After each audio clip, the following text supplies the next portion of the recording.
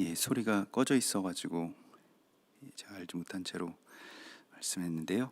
오늘 그 창세기 18장 1절에서부터 시작되는 이 바에라의 말씀은 하나님이 나타나셨다라고 하는 뜻입니다. 그리고 그가 나타나셨다라고 하는 그런 뜻인데요. 하나님이 이 아브라함에게 정말 직접적으로 이제 찾아오시고 나타나시죠.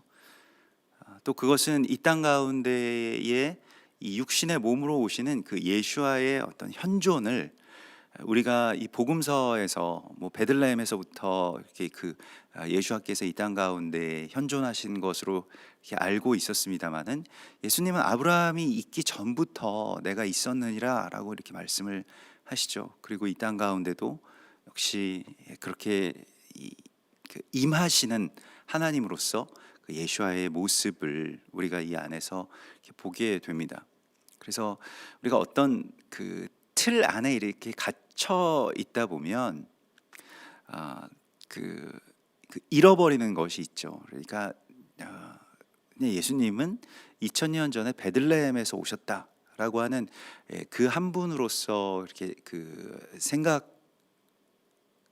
했었습니다마는, 그런 성경을 보면 이 멜기세덱이라든가 아니면 오늘 이 마므레의 상수리 나무 아래에서 이 아브라함을 만났던 그 하나님의 모습이 다 이제 무엇을 드시고, 그러니까 어떤 그 육적인 그러한 그 이 모습을 갖추고 계신 그러한 하나님, 곧 메시아이신 예수와의 그러한 모습들을 우리가 성경 곳곳에서 보게 됩니다. 하나님께서는 우리에게 끊임없이 찾아오시고 임마누엘 하시죠. 물론 아브라함에게는 그 전에 아마도 하나님의 음성을 그렇게 들었던 것 같습니다. 그리고 그것에 움직였고, 또 하나님께서 어떤 성령의 감동을 주셔서 그런 마음들을 주실 때가 또 있죠. 그래서 그 마음으로 이렇게 움직이게 되는 그러한 시간들이 있습니다만은, 하나님께서 지금 이 아브라함을 통해서 역사하시고 아브라함을 통해서 이 말씀하시고요, 또 아브라함과 함께 하시겠다고 하시는 이 놀라운 하나님의 그 언약들을 우리가 오늘 이 말씀 가운데서 또한 그 발견해 나가기를 하나님께서 원하십니다. 그래서 그 우리의 삶 속에서는 이제 하나님의 나라, 또 그 임재와 현현을 기다리는 그러한 이 소망을 가지고 그렇게 하루하루를 이렇게 인내하고 기다리라고 주께서 말씀을 하시는데요. 이게 어떤 그 면에서는 하나님께서 우리에게 찾아오시지 않는 것이 문제가 되는 것이 아니고, 하나님은 항상 임마누엘 하시고 우리에게 다가오시고, 우리에게 전에는 귀로만 들었던 우리에게 눈으로 보기를 원하시는 그런 하나님이십니다마는, 우리가 못 알아보는 경우가 굉장히 많이 있을 것입니다. 하나님이 나에게 찾아오셨는데도 불구하고 알아보지 못하는, 첫 번째가 너무 바빠서 알아보지 못하는 경우가 굉장히 많을 것이고요. 우리가 저마다 쓸데없는 일을 굉장히 아주 중요한 일이라고 생각하는 그런 경향들이 많이 있습니다. 그래서 그런 쓸데없는 일들을 통해서 뭐 자기가 굉장히 큰 가치를 갖고 있다라고 그렇게 생각하는 경향들을 많이 얻게 되죠. 근데 실은 그러한 것들 때문에 놓치고 있는 이 하나님의 임재, 또 주의 다가오심에 대한 깨달음을 우리에게 다시 회복하라고 주께서 말씀을 하시고 있습니다.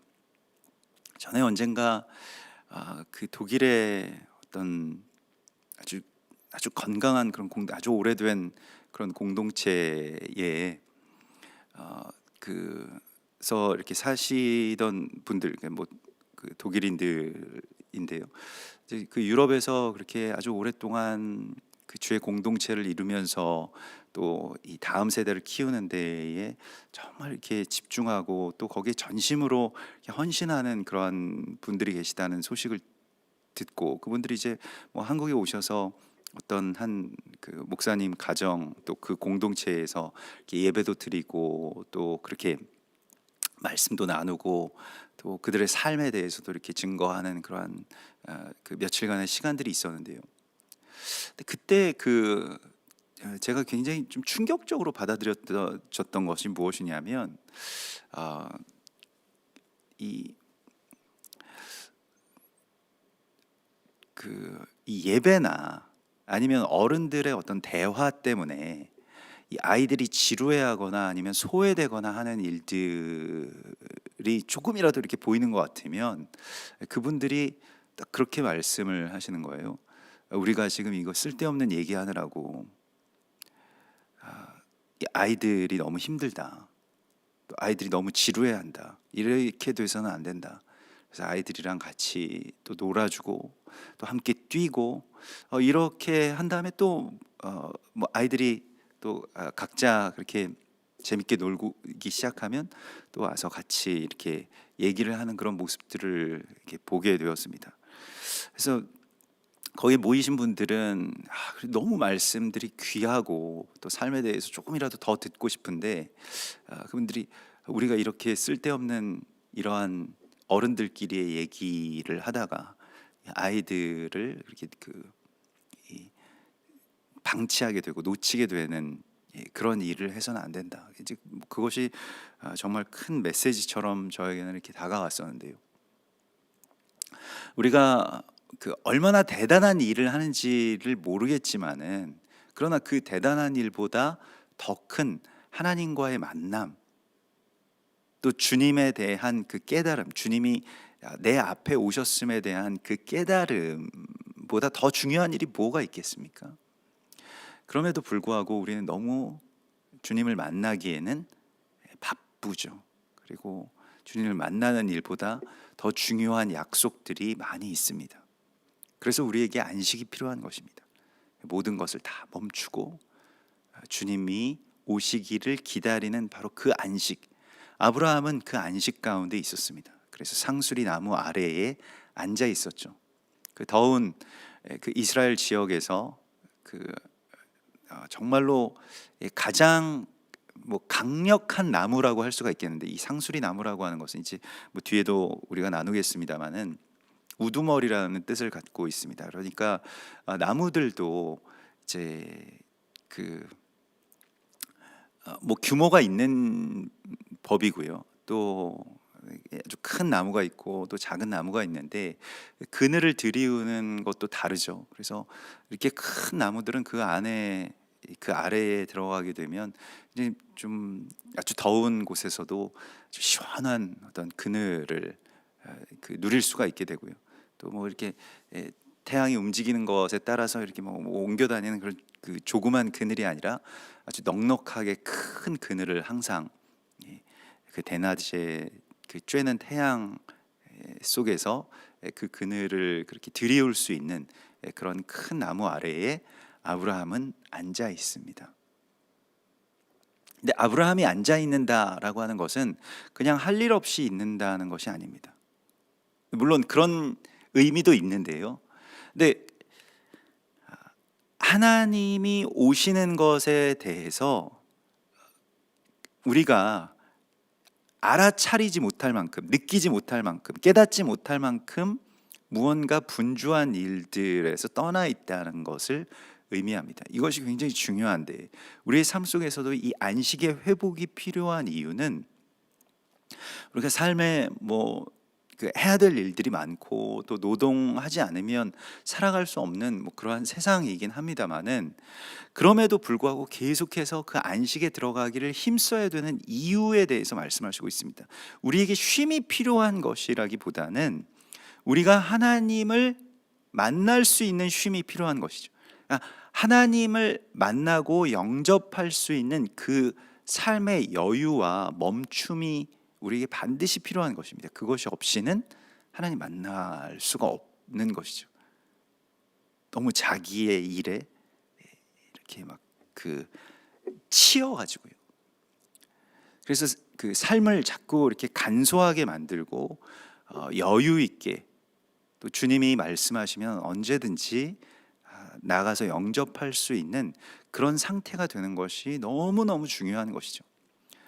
예.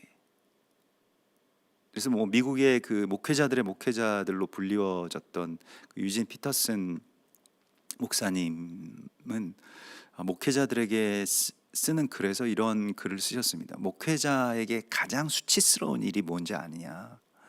가장 수치스러운 일은 성도들이 우리 목사님은 너무 바쁘셔서 라고 하는 그 말을 들을 때 목회자들은 부끄러운 줄 알아야 된다, 이렇게 아주 강하게 말씀하신 일이 있습니다. 사실 근데 대부분의 목회자들 너무 바쁘죠. 너무 많은 일들이 있고요. 뭐 그 다 주의 일입니다만은, 그러나 그 주의 일이라고 하는 것의 본질은 바빠서는 안 되는 것입니다. 바쁘면 하나님 만날 수가 없고요, 기도할 수 없고요, 묵상할 수 없고요, 또 사람들을 더 깊이 위하고 돌보고 사랑할 수가 없게 되는 것이죠. 너무 바빠가지고. 뭐 때문에 바쁜지도 모르겠는데 아무튼 너무너무 바빠서 그런 많은 일들 속에서 가장 중요한 하나님과의 만남, 또 하나님이 그냥 그 어떤 신적인 존재로, 어떤 영적인 환상으로 나타나시면 우리가 언제든지 정말 하나님 나타나셨구나 이렇게 생각하고 다른 일들을 멈출 수가 있겠습니다만은, 그냥 정말 작은 어린 아이의 모습으로, 또 지나가는 노인의 모습으로 그렇게 우리 앞에 나타나실 때에 우리가 알아차릴 수 있겠는가? 내가 그분을 볼 수 있을 만한 그런 나의 삶의 자리가 있는가라고 하는 것을 오늘 우리가 다시 스스로에게 질문해야 합니다. 하나님 오실 수 있는 이 자리요. 그래서 어떤 분들에게는 이 새벽의 시간이 굉장히 귀하시죠. 사람들이 아직 깨어나기 전에, 또 해가 뜨기 전에 이 고요한 시간 속에서 하나님과 깊이 만나는 이 시간들의 맛을 아시는 분들은 또한 이 고요한 시간들과 또 그 안에서 그 일찍 하나님과 만나고 또 교제하고 또 묵상하는 것의 어떤 그 여유 자체가 우리에게 너무나도 중요한 것이라고 생각이 됩니다. 삶에 있어서 우리가 추구해야 될 것은 안식입니다. 그러니까 어떻게 하면 더 안식할 수 있겠는가? 그래서 이제는 조금 쓸데없는 일들을 우리 삶 가운데서 베어내야 됩니다. 그런 할례가 우리에게 필요합니다. 너희를 어지럽히는 것이 있다면, 스스로 어지럽히는 것이 있다면 베어내기를 원하노라. 이 갈라디아서에서 주께서 우리에게 이렇게 말씀을 하시죠. 우리 삶에 베어내야 될 것들이 있고, 그것이 베어내어져야 삶의 여유 안에서 주님을 만나게 됩니다.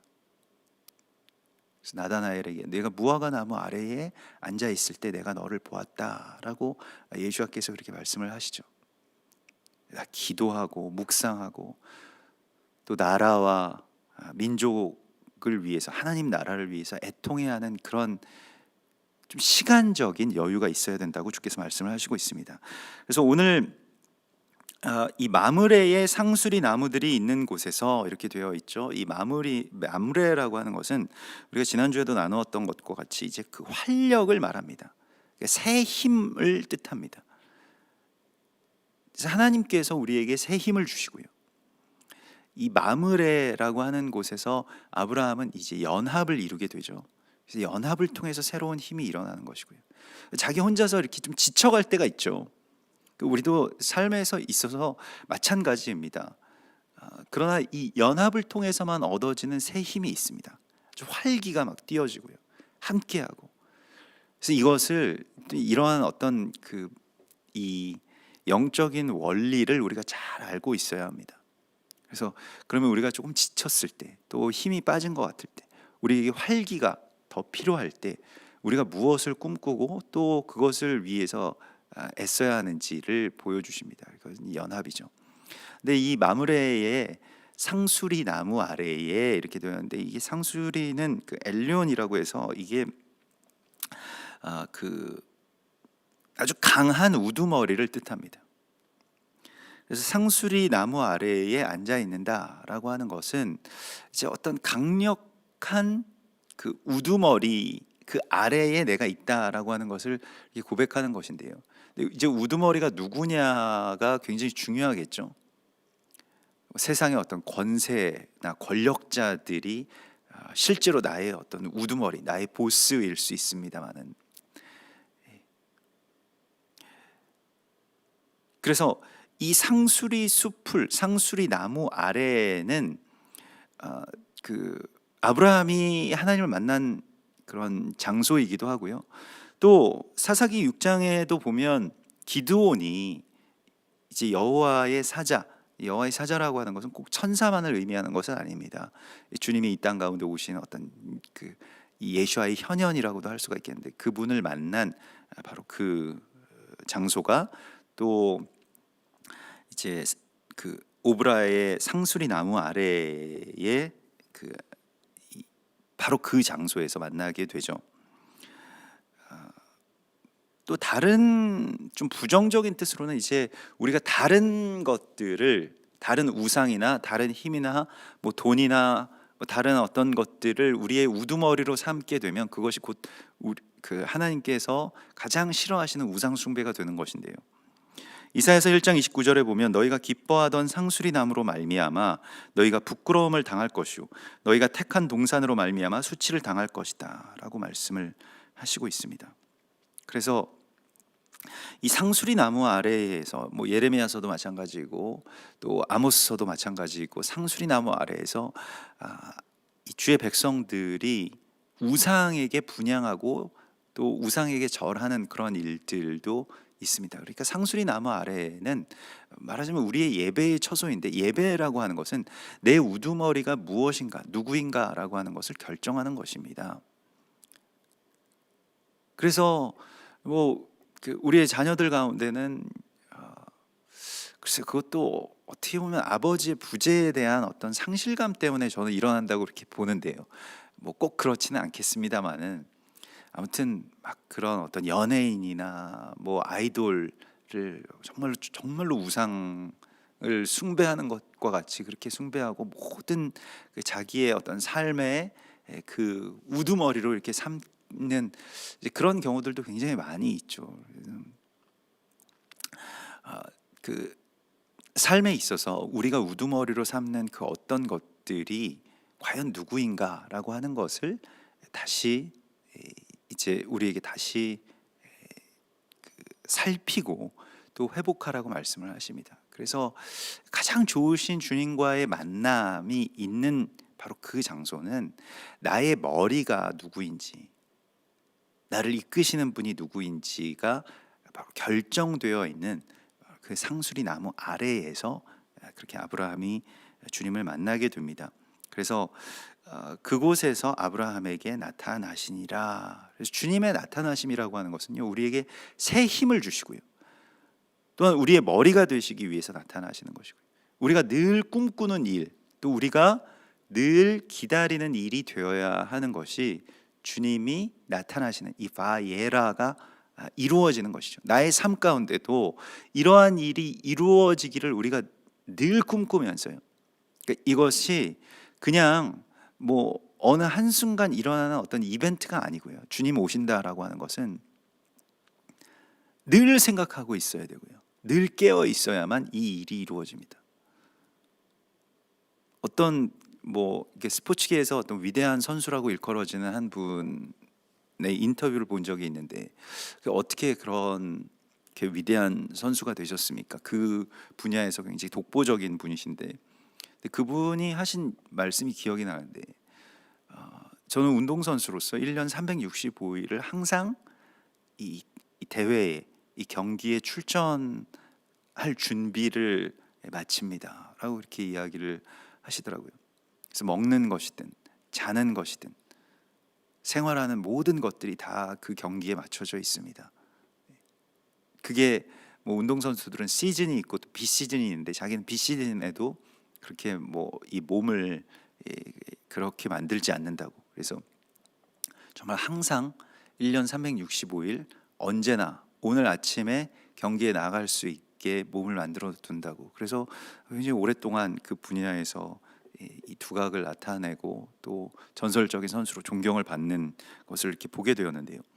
우리가 삶에 있어서 주님이 나타나실 것에 대해서, 주님이 이 땅 가운데 오실 것에 대해서 만일 기다린다고 한다면, 그 말뿐이 아니라 정말로 기다린다고 한다면 우리의 삶이 항상 깨어 있어야 합니다.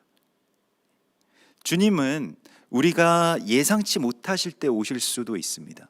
물론 그것이 주님이 오시는 어떤 객관적인 증거들이나 또 이 성경 안에서의 어떤 말씀들이나 또 절기 가운데서 역사하시기 때문에 절기와 상당히 아주 정확하게 일치할 것입니다만은, 그러나 그것 외에도 하나님께서 이렇게 불시에 우리 앞에 나타나셨을 때에 과연 알아볼 수 있겠는가?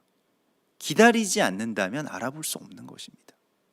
아브라함은 정말 주님이 오실 것에 대한 그런 간절한 소망을 갖고 있었습니다. 그래서 오늘 이 아브라함을 보면 장막문에 앉아 있었던 사람인데요, 눈을 들어 본즉 사람 셋이 맞은편에 서 있는지라 이렇게 되어 있습니다.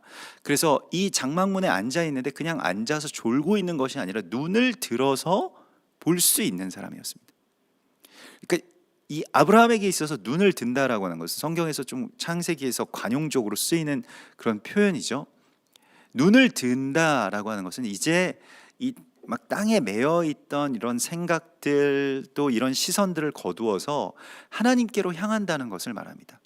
우리의 시각에 대해서 다시 이게 회복이 되는 것이 하나님께로 향하는 것입니다. 하나님 지금 어디에 계실까? 하나님 지금 어떤 마음이실까? 하나님에게 우리가 관심을 두는 것입니다. 온통 사실은 우리가 하나님을 믿지만 하나님에 대해서 별로 이렇게 크게 관심이 없어요.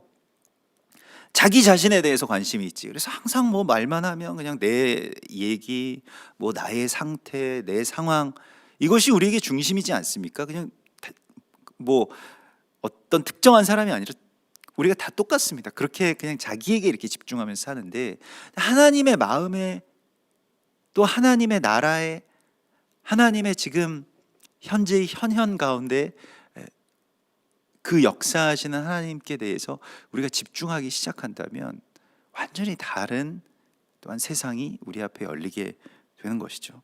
그래서 아브라함은 눈을 들었고요. 여기서 시각의 이동을 우리에게 하나님이 말씀하시고 있습니다. 눈을 들라고 말씀을 하십니다. 아브라함이 또 눈을 들었을 때가 언제인가요? 아들 이삭을 데리고 모리아산으로 올라갈 때, 아브라함이 3일째 되는 날에 눈을 들어 그 산을 바라본지라 이렇게 되어 있습니다. 우리가 눈을 들어서 하나님의 그 뜻을 온전하게 바라볼 수 있게 되어야 됩니다. 그리고 오늘 말씀하시는 것은 그렇게 사람 셋이 맞은편에 서 있는지라 이렇게 되어 있습니다. 여기서 분명히 사람이라고 이렇게 표현을 하고 있고요. 그게 천사들과 예수와인지 아니면 정말 삼위일체이신 하나님이 다 현현하셨는지에 대해서는 우리가 다 알 길이 없습니다만, 분명한 것은 하나님께서 직접 오셨다는 것입니다. 그래서 그가 그들을 보자 장막문에서 달려나가 영접하며 몸을 땅에 굽혀 이렇게 되어 있습니다. 이거 얼마나 큰 복입니까? 아브라함 정말 복된 사람인데요, 주님을 보자마자 알아볼 수 있는 눈이 있었어요. 우리가 믿음의 영웅들은 잘 보면 늙어서도 죽기 전까지 노쇠하지 않는 것이 있습니다. 그게 바로 눈입니다. 눈이 좋아야 되는 것이거든요. 뭐 육신의 어떤 시력이 좋았는지 안 좋았는지는, 뭐 노안이 왔는지 안 왔는지는 그건 알 수 없습니다만은, 영적으로는 항상 성경이 그래서 모세도 그렇고요, 또 지금 아브라함도 그렇고요, 또 여호수아도 그렇고요, 그가 나이가 들었으나 눈이 어둡지 아니하였더라 이렇게 되어 있습니다. 나이가 들면 눈이 어두워질 수 있죠. 육체적으로도 그렇고요, 영적으로도 그렇습니다. 자기 경험들이 너무 많고 자기의 생각들이 너무 많이 쌓이게 되면 보지 못하는 것들이 너무 많이 있습니다. 또 자기가 많은 것을 볼 수 있다라고 생각하는 그러한 생각들이 켜켜이 쌓이게 되면 결국에는 눈에서 아무것도 볼 수 없게 된다고 요한복음 9장에서 예수께서 말씀을 하셨죠. 그래서 오늘 주님께서 우리에게 말씀을 하시는 것은 이 눈을 들어서 주님이 오시는 것을 볼 수 있는 바로 그 눈을 우리가 늘 구하여야 되고요. 우리가 볼 수 없음에 대해서 주여 내가 보기를 원하나이다 라고 하는 그런 고백을 늘 하고 있어야 됩니다. 주님, 제가 오늘 주님을 뵙기를 원합니다. 제 앞에 지나가시는 주님이 나의 눈에 정말로 주님으로 보일 수 있게 해달라고 하는 이 복을 우리가 구해야 됩니다. 사실 눈이 좋고 나쁘고 하는 것은 뭐 우리가 뭐 눈 관리를 뭐 꼭 그 잘 하는 것 외에도 정말 그 주어진 어떤 그런 복인 것과 마찬가지이죠. 그래서 아브라함은 눈이 좋은 사람이었습니다. 모세도 마찬가지고 여호수아도 마찬가지고 우리도 눈이 좋은 자가 되어야 됩니다. 그래서 그러면서 아브라함이 여기 보면 곧바로 보자마자 장막문에서 막 달려나가는 아브라함을 보게 됩니다. 우리가 성경에서 이제 그 달려나간다라고 하는 것은 정말 오랫동안 갈망하고 있었다라고 하는 것의 반증이죠. 그래야 달려나갈 수가 있습니다. 기대했다는 것이고요. 또 깨어 있었다는 것이고요. 그래서 리브가가 그 뒤에 나오는 이 아브라함의 그 말하자면 며느리가 되는 이 리브가가 창세기 24장에서 보면 아브라함의 이 늙은 종이 지금 그 땅에서 이 아브라함 이제 이삭의 신부를 구하러 왔을 때에 곧바로 달려나갑니다. 그 리브가가요. 그러니까 리브가는 깨어 있었고 또 기다렸던 사람이죠. 그래서 급히 우물로 달려가서 모든 낙타를 위하여 물을 깃고 또 자기 집으로 또 막 달려가는 그 달려가는 신부의 모습을 우리가 이 안에서 보게 됩니다. 아브라함은 노년이었고요. 또 오늘 이 이야기의 배경이 물론 뭐 시간적으로 얼마나 경과되었는지는 우리가 알 길은 없습니다만은 17장의 그 마지막 부분에서 99세 된 아브라함과 또 13세 된 이스마엘이 다 모든 가족들 또 종들이 다 할례를 받았다라고 하는 이야기로 이제 마치고 바로 그 다음에 상수리 나무 아래에 앉아 있는 아브라함의 이야기가 나옵니다. 그리고 어찌된 일인지 뭐 집안에 많은 하인들도 있었을 것이고 또 많은 뭐 돕는 사람들도 있었을 것인데 아브라함이 직접 모든 것을 막 다 가져다가 이 음식을 준비하는 그런 모습을 우리가 이 안에서 보게 되거든요. 그렇기 때문에 그 할례의 사건, 그러니까 뭐 할례를 치른 바로 그 일과 별로 많은 시간의 경과가 있지 않았으리라고 그렇게 짐작을 할 수 있겠습니다. 실제로 유대인들의 전승 가운데서는 이 아브라함이 굉장히 할례를 받은 지 얼마 되지 않았기 때문에 그가 이렇게 막 달려간다라고 하는 것이 아직 회복이 되지 않은 그런 상태에서 달려간다라고 하는 것이 얼마나 그가 이 만남에 대해서 기다리고 있었던가라고 하는 것을 알게 된다는 것입니다. 우리는 너무 우리가 뭐 바쁘다는 이유로 또 때로는 내가 지금 처한 처지가 너무 고통스럽다라고 하는 것 때문에요. 그러니까 내 문제가 너무 많아서 하나님을 알아보지 못하는 경우가 굉장히 많이 있는데요. 근데 그러한 상황 속에서도 자기의 어떤 처지나 아니면 상황이나 제가 지금 좀 몸이 안 좋아서요. 제가 지금 좀 그 병에 걸려서 좀 회복이 좀 덜 되어서요. 제가 방금 할례를 받아서 제가 방금 결혼을 해서 제가 집을 샀는데 좀 뭐 수리할 게 많아서 뭐 이런 식의 여러 가지의 어떤 우리의 상황들이 있고 처지들이 있습니다만은 그것을 개의치 않고 주께로 달려갈 수 있는 것, 이것이 또한 자유이자 안식입니다. 안식이 없으면 달릴 수가 없게 되는 거예요. 왜냐하면 너무 메인 것들이 많기 때문에 또 상황의 어떤 노예가 되어가지고요. 안식이 없이 계속 나는 지금 굉장히 고통스럽고 불행하고 불쌍하고 뭐 이러한 어떤 연민의 늪에 빠져가지고요.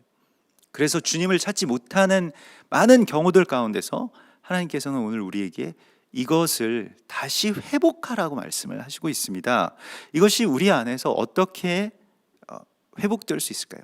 갈망을 통해서만 회복될 수 있는 것입니다. 갈망해야 됩니다. 주의 일에 대해서, 주님 오실 것에 대해서요. 실제로 우리가 기다린다라고 한다면 달려갈 수 있는 상태가 되어야 됩니다. 우리가 달려갈 수 있는 상태가 되는 것은 또한 역설적으로 쉬어야 되는 것이죠. 빌립보서 3장 12절에 내가 이미 얻었다함도 아니요 온전히 이루었다함도 아니라 오직 내가 그리스도 예수께 잡힌 바 된 그것을 잡으려고 달려가노라 이렇게 되어 있습니다. 그것을 잡기 위해서 달려가는 자가 되어야 됩니다. 그리고 고린도전서 9장에서는 우리가 우리의 다름질이 방향 없이 아무 쪽으로나 달리는 것이 되지 않고 주님께로 달려가는 바로 그것이 되어야 된다라고 말씀을 하시고 있습니다. 다름질하기를 향방 없는 것 같이 아니하고 싸우기를 허공을 치는 것 같이 아니하며 그러기 위해서는 무엇을 해야 될까요? 할례가 필요한 것입니다. 내가 내 몸을 쳐 복종하게 함은 내가 남에게 전파한 후에 자신이 도리어 버림을 당할까 두려워함이로다. 다른 우두머리들을 우리가 쳐내야 되는 것이고요, 베어내야 되는 것이고요, 우리의 마음의 할례가 필요하고 우리 삶의 할례가 필요합니다. 분주한 일들 좀 쳐내야 됩니다.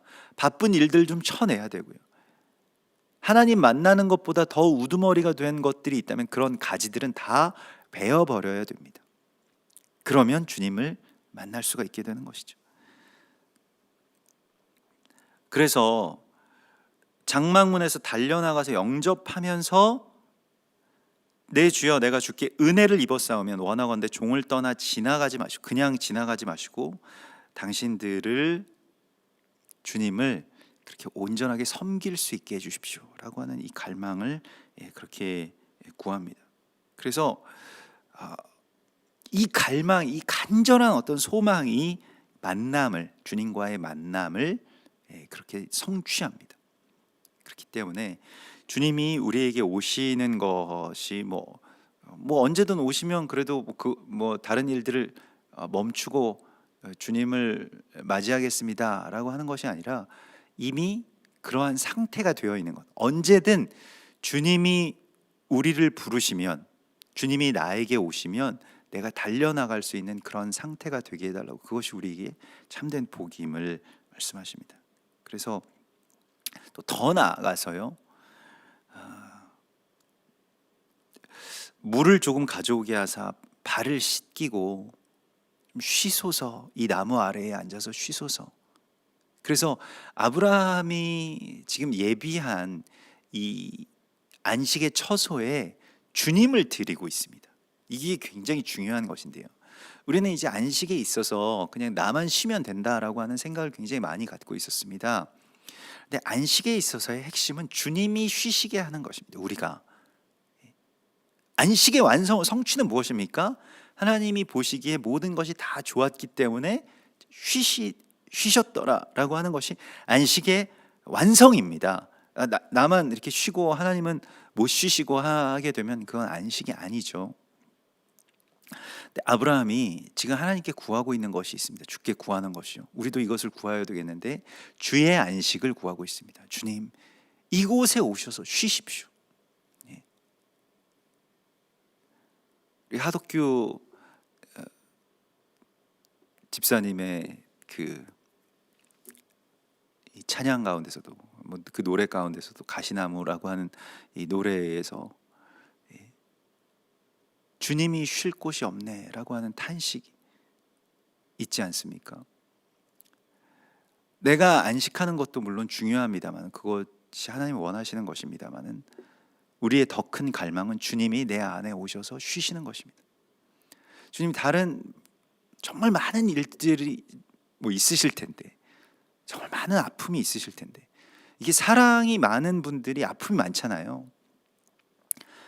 사람들도 그럴 텐데 주님이 사랑하시는 사람들이 죽어가고 또 아직 고통 가운데 있고 마귀의 간궤에 빠지고 이러한 일들이 얼마나 하나님을 쉬지 못하는 그런 일이 되겠습니까?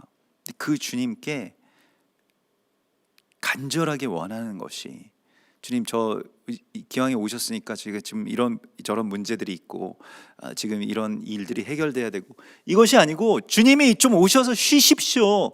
저에게는 오셔서 쉬셔도 됩니다. 우리 이런 기도를 할 수는 없을까요? 주님, 제 안에 오셔서 쉬십시오. 저에게 오셔서 쉬십시오. 이 교회에 오셔서 주님 좀 쉬십시오. 얼마나 귀한 그런 고백이자 또 기다림의 그런 응답입니까? 주의 안식을 구하는 그 믿음이요. 그래서 여호와여 일어나사 주의 권능의 교회와 함께 평안한 곳으로 들어가소서.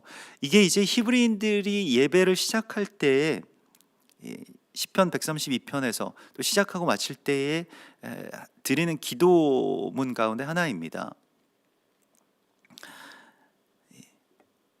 그래서 주를 쉬시게 하는 바로 그러한 이 주님의 동역자로서의 이 고백을 드리라고 주께서 말씀을 하시고 있습니다.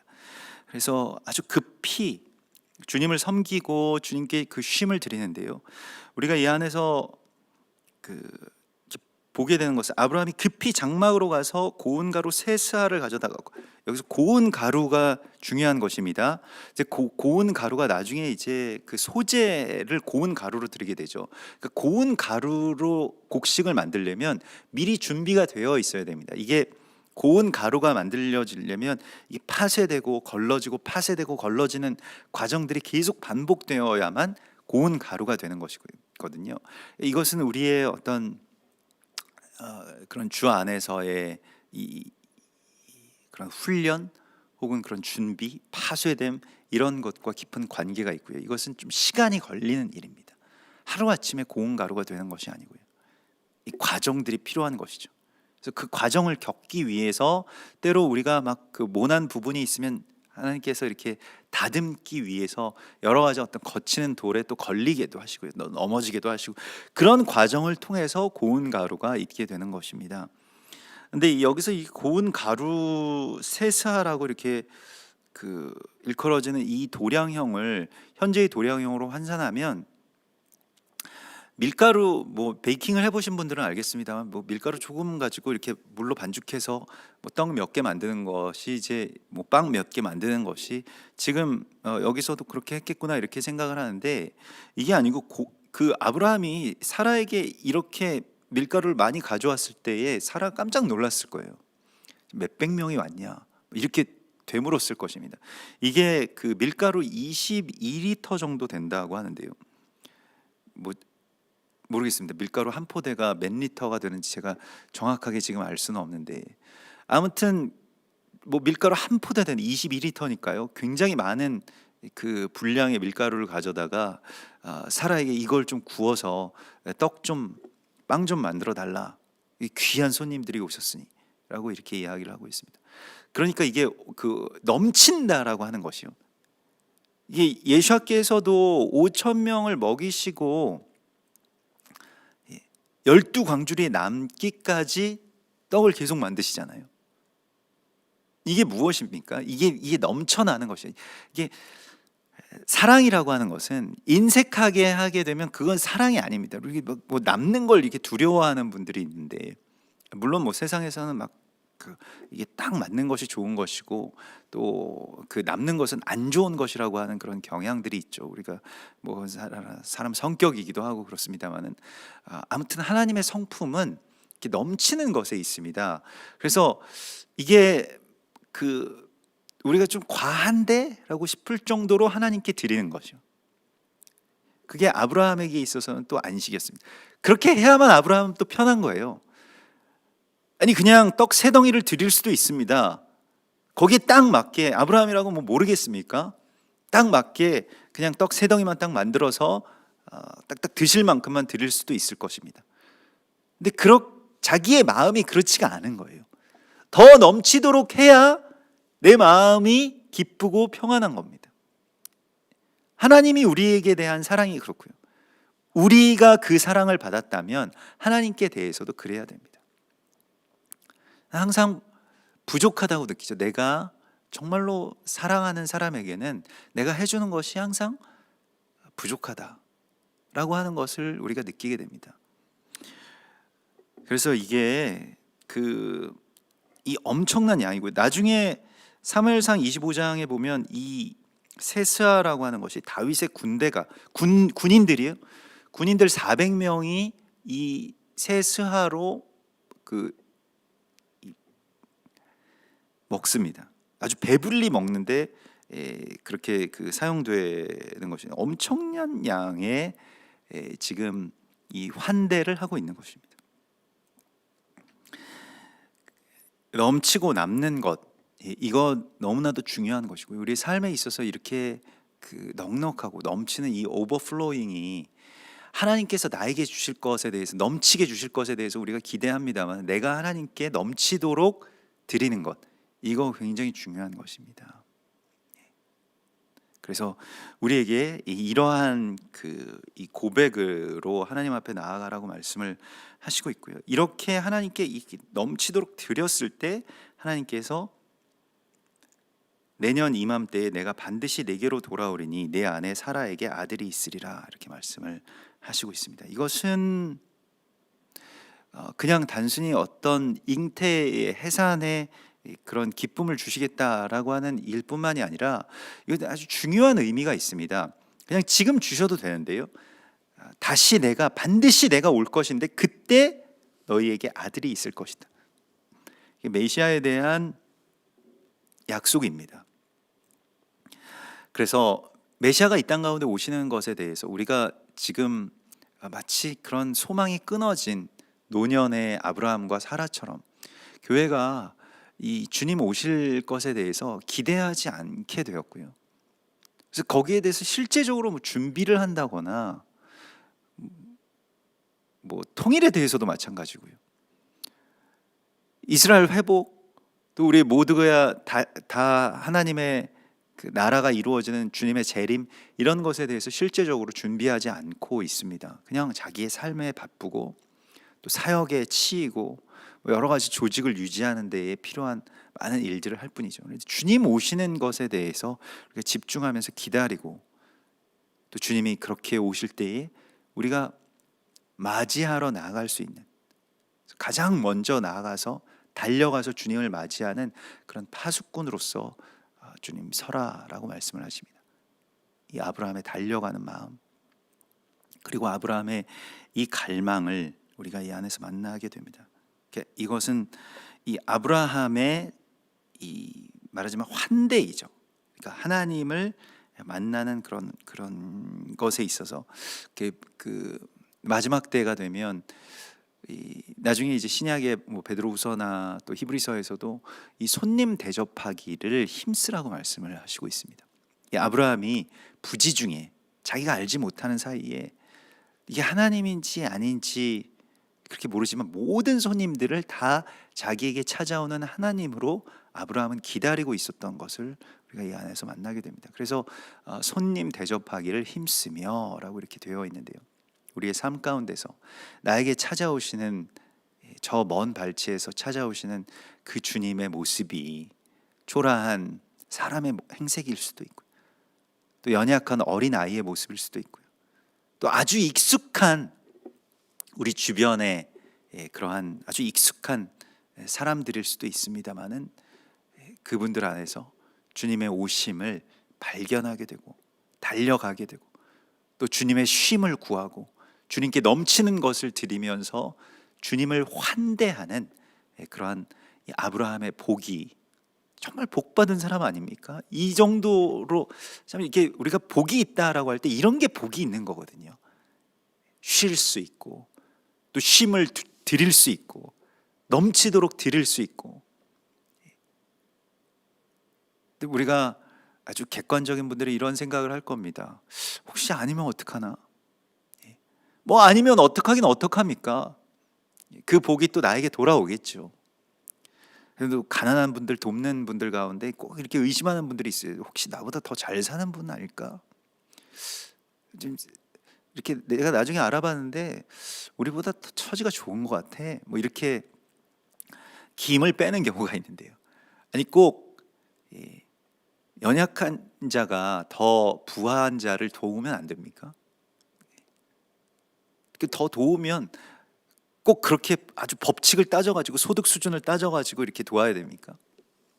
연약한 자가 부한 자를 도우면 더 부한 거예요. 주는 자가 받는 자보다 더 복이 있다라고 말씀하신 주님의 이 한 말씀을 잊지 말라고 주께서 말씀을 하십니다.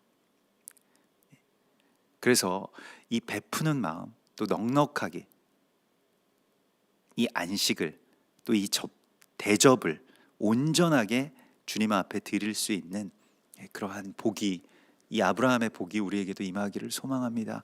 우리 같이 기도하겠습니다. 하늘에 계신 우리 아버지시여, 이름이 거룩히 여김을 받으시오며 나라의 임하옵시며 뜻이 하늘에서 이룬 것 같이 땅에서도 이루어지이다. 오늘날 우리에게 일용할 양식을 주옵시고, 우리가 우리에게 죄 지은 자를 사하여 준 것 같이 우리 죄를 사하여 주옵시고, 우리를 시험에 들게 하지 마옵시며 다만 악에서 구하옵소서. 대개 나라와 권세와 영광이 아버지께 영원히 있사옵나이다.